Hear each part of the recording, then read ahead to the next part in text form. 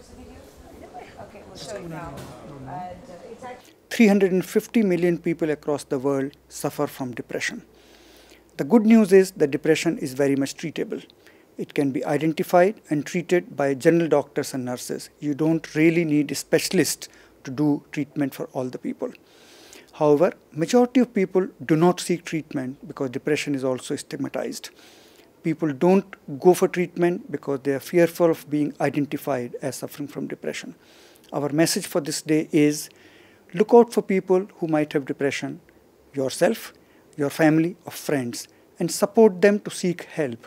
And how she think The Secretary of State for Defence in the UK. The last person in the world, if you met him, and who I worked with very closely when I was in The stigma that surrounds depression is a major issue. I come from a medical background. I worked in primary care for 24 years, and a quarter of the people that I saw suffered from some form of mental illness, and so I was very acutely aware of the problems that they faced. But actually it wasn't until I suffered an episode of depression myself, postnatal depression, and was unwell for many months, that really it hit home to me just how debilitating this condition is. your experience again.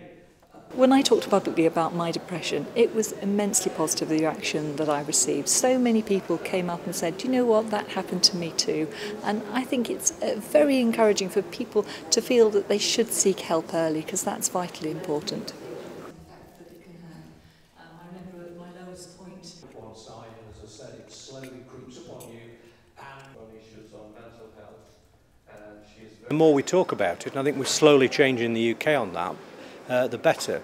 I'm not one to say that you've got to get hung up on politically incorrect language, but I think just understanding and recognising that 1 in 4 will suffer some type of mental illness throughout their life, and you will have a family member or a friend who suffers from it, and if they do, you've got to be supportive.